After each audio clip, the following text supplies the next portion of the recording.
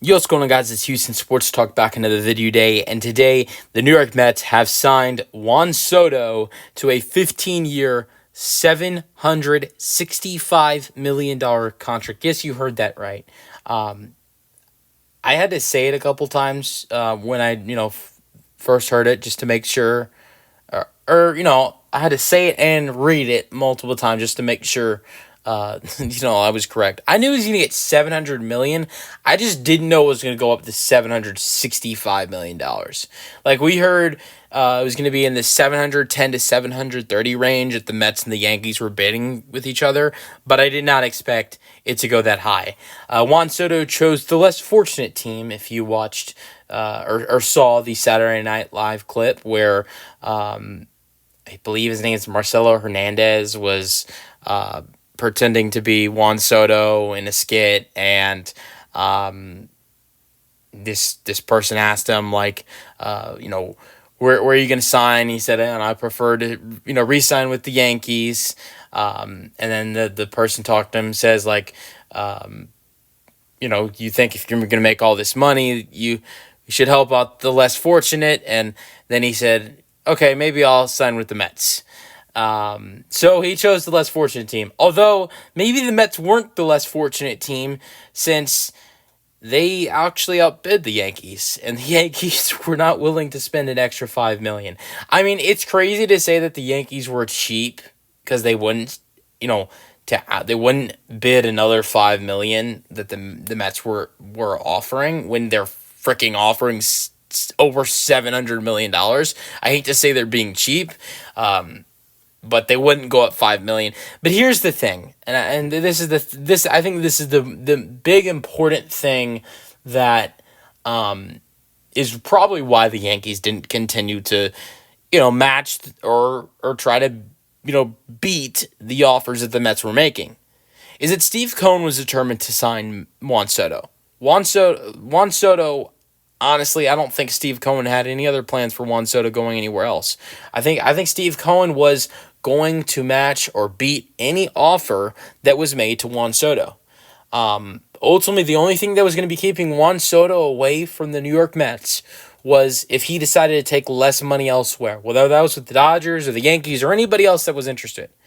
If Juan Soto was going to sign with someone outside of the Mets, it was going to be less money than what he was signing with the Mets. Steve Cohen, we heard that Steve Cohen was going to match any offer thrown to Juan Soto, and that's why I think it got so high to $765 million. We were hearing, we were hearing about, we were hearing about 710, 730, not in the 760s range. No, not that at all. So look, I know still like 710, $730 million. That's a lot of money for sure, but that's still you just go up a lot. I mean, it's going up around at the most 55 million. If the bids were between the Yankees and the Mets were at 710, and it goes all the way up to 765, you just that I think that shows that Steve Cohen was gonna match or beat any offer thrown to Juan Soto. I think here's the craziest thing about this Juan Soto deal that I've seen is that with Juan Soto getting this contract, he's making more money in this contract with the Mets for a 15-year contract than LeBron James and Tom Brady made in their careers combined. LeBron James and Tom Brady, you add up their careers combined, made a total of $761 million. Meanwhile, Juan Soto is making $765 million on a 15-year contract. Not to mention, Tom Brady played, 21 years in the NFL, and LeBron's played 21 plus years in the 21 years in the NBA, and is going to be playing more. And look, I think Juan Soto is an excellent baseball player, and I think he's going to be great for this New York Mets team. But I don't think he comes close to athletes like LeBron James and Tom Brady at all. But still, he is a great athlete.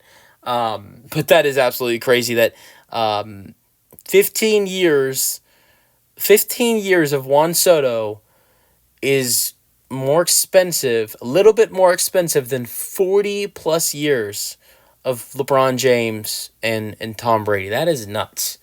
Nuts. All right, but again, nothing about Juan Soto. Juan Soto's a great player. It's just a lot of money. Juan Soto, four-time All-Star, home run derby champ. He is a World Series MVP. He's a five times he did not win the World Series MVP, but he did win the World Series. He won the World Series in 2019. He's a five-time Silver Slugger, and he has won a batting title. 2024, he was an All-Star, 157 games, 713 plate appearances, 576 at-bats, 128 runs scored, which was a career high for him this year. 166 hits, 31 doubles, 4 triples, 41 home runs, which was a career high, 109 RBIs, which came close to a career high. It was two RBIs short from a career high. His walks actually went down this year. His walks was at 129. The last couple years before that, 132, 135, and 145. So his walks actually went down.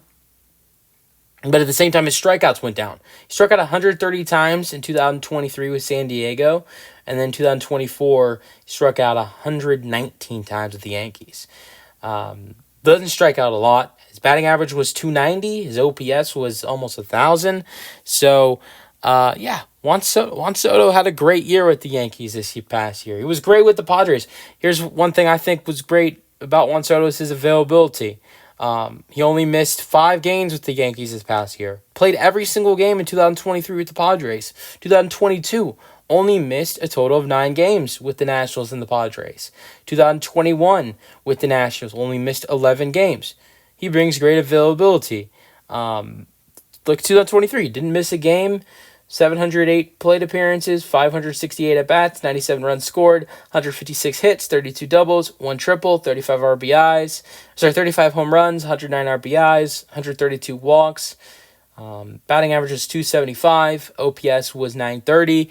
So, Juan Soto's a great player, and he's going to be a great addition for the Mets. We'll see, how things play out for this Mets team. They've made some additions already before Juan Soto. Added in some pitching.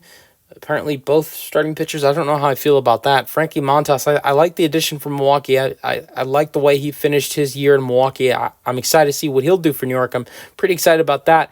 The Clay Holmes addition, that is a Yankee I'm not so sure about the addition of with the New York Mets.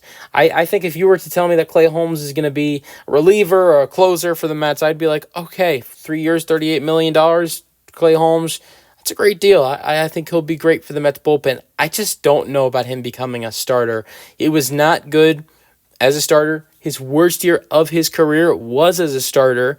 Had like a 6 ERA as a starter. So I just don't know about Clay Holmes being a starter. We'll see how that goes out for the New York Mets. But I'm going to make a prediction. There's going to be a Yankees signing that's going to be a massive fail for the New York Mets. It's not going to be the one I'm talking about in this video. It's going to be Clay Holmes, I think.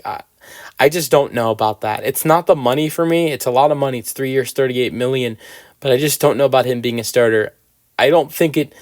I think possibly maybe by June, July, potentially he's potentially in the bullpen helping out their bullpen. I think if he's in the bullpen, though, he's going to be a great addition for the Mets. But apparently he's going to be a starter. I just don't know about that. But this former Yankee going to the Mets addition, I love for New York. The money is a lot. That's the only thing.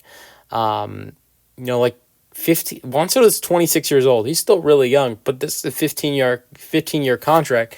There is an opt-out after 5 years. The Mets can reject that opt-out. But Juan Soto could be making over $50 million a year at 41 years old. It's ridiculous if you ask me.